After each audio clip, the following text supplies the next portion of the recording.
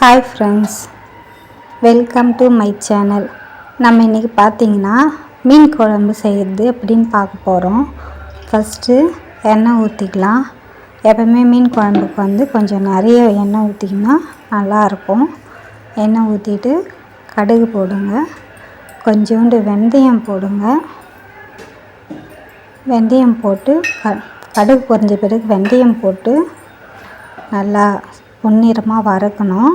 வதக்கிட்டு பார்த்திங்கன்னா வெங்காயம் போடணும். வெங்காயம் போட்டு நல்லா வதக்கணும். எப்பவுமே பார்த்திங்கன்னா மீன் குழம்புக்கு பார்த்திங்கன்னா நிறைய வெங்காயம் தக்காளி போட்டால் நல்லாயிருக்கும். வெங்காயம் நிறைய போடுங்க. இப்போ ஏன்னா நல்லா வெங்காயம் தக்காளின்னு பார்த்திங்கன்னா மீன் குழம்பு, கார குழம்பு இதுக்கெல்லாம் பார்த்திங்கன்னா பூண்டு வெங்காயம் தக்காளி தான் மெயினாக போடணும். நல்லா வெங்காயம் தக்காளி போட்டு நல்லா வதக்கணும். இன்னொரு சைட் பார்த்திங்கன்னா களி செய்யலான்னு அரிசி வச்சுருக்கேன். வெந்துன்னு இருக்குது. வெங்காயம் நல்லா வதங்கட்டும். பாருங்கள், நல்லா வதங்கி வந்துன்னு இருக்குது. இப்போ என்ன பண்ணுங்க, வெங்காயம் வதங்கின பிறகு தக்காளி போடலாம். நல்லா ப்ரௌனாக வந்துடணும். அந்த பிறகு தக்காளி போடுங்க. தக்காளி போட்டு நல்லா வதக்குங்க. வெங்காயம் தக்காளி வதங்கிறதுக்கு எப்பயுமே ஒரு டிப்ஸு சொல்கிறேன் கேளுங்க.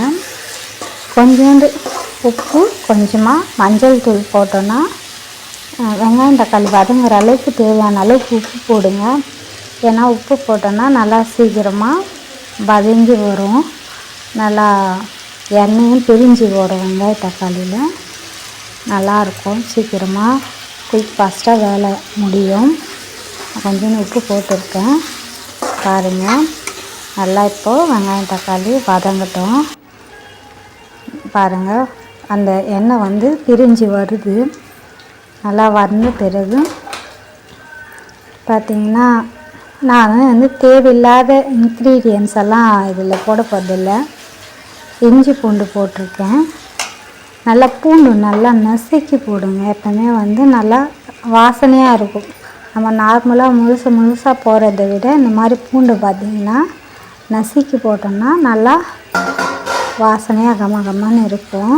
அந்த பூண்டு போட்டவுடனே அந்த ஸ்மெல்லு பார்த்திங்கன்னா நல்லா வரும். வெங்காயம் பூண்டு வாசனை நல்லா வதங்கின பிறகு அந்த ஸ்மெல்லு போன பிறகு பார்த்திங்கன்னா இப்போ பார்த்திங்கன்னா இது போட்டோம். இங்கே பாருங்கள், கல்லிக்கு அரிசி நல்லா வெந்து வந்துடுச்சு. சாதம் இது நல்லா வேகணும்.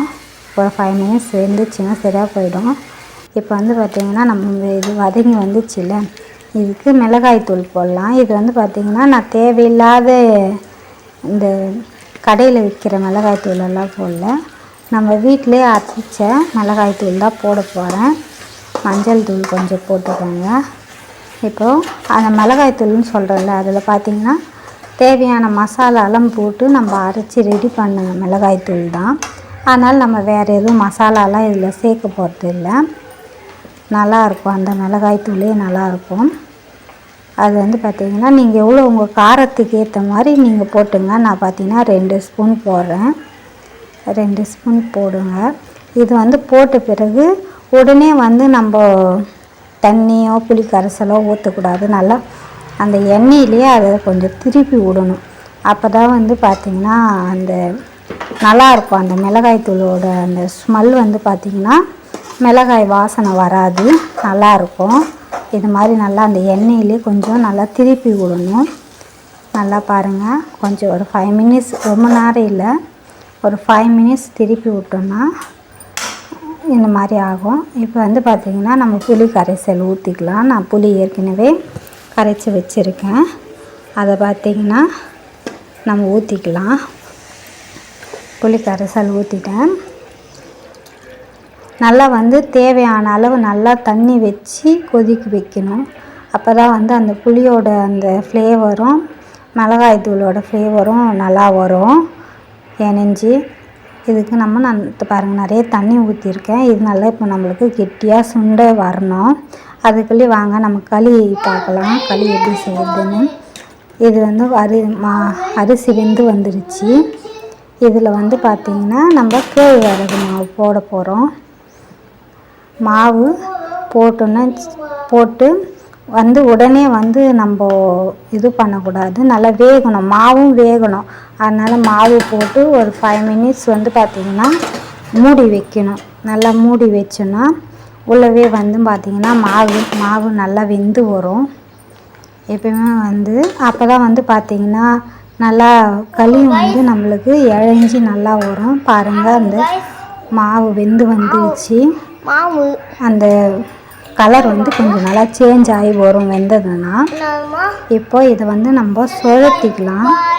நீங்கள் மத்து இருக்குல்ல, பருப்பு கடையிறல, அந்த மத்து வச்சு நல்லா சுழட்டி செஞ்சோன்னா அது வந்து கரண்டியில் மிக்ஸ் பண்ணுறதை விட இந்த மாதிரி நம்ம மத்து போட்டு சுழட்டினோன்னா நல்லா வரும் களி.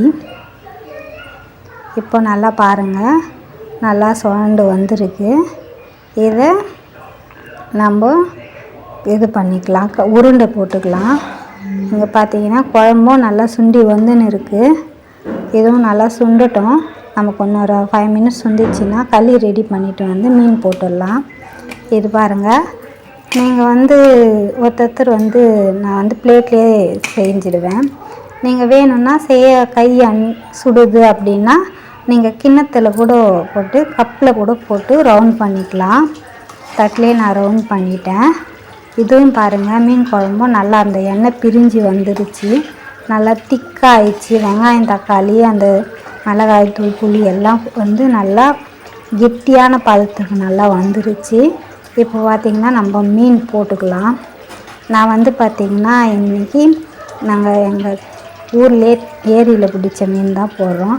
இது பேர் ஜிலேபி மீன் சொல்லுவோம். உங்கள் ஊர் சைடு என்ன மீன் சொல்லுவீங்கன்னு கமெண்ட் பண்ணுங்கள். பாருங்கள், போட்டாச்சு மீன். இது நல்லா வந்து பார்த்திங்கன்னா ரொம்ப நேரம் வேகக்கூடாது. இது மீன் பார்த்திங்கன்னா இழஞ்சி போயிடும். ஒரு 5 மினிட்ஸ் வரைக்கும் நல்லா வேக வச்சுக்கலாம். நல்லா போட்டுட்டு நல்லா முழுக விடணும். நல்லா திருப்பி விட்டு நல்லா வேக வச்சோன்னா நல்லா வரும். பாருங்கள், போட்டாச்சு மொத்த மீனும்.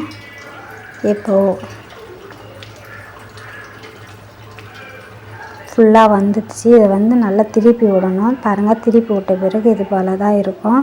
அதில் தான் 5 மினிட்ஸ் ஆகிடுச்சு.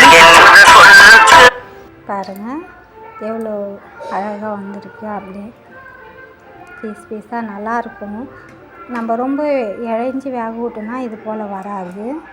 நல்லா வெந்து வந்திருக்கு. பாருங்கள், எப்பயுமே வந்து பார்த்திங்கன்னா மீன் குழம்புக்கு ஃபஸ்ட்டு காம்பினேஷன் பார்த்திங்கன்னா களி தான். களியும் மீன் குழம்பு சூப்பராக இருக்கும். எங்கள் வீட்டில் மீன் குழம்புனாவே நாங்கள் எப்பவுமே களி தான் செய்வோம். உங்கள் வீட்டில் என்ன செய்வீங்கன்னு கமெண்ட் பாக்ஸில் கமெண்ட் பண்ணுங்கள். பாருங்கள், ரெடி.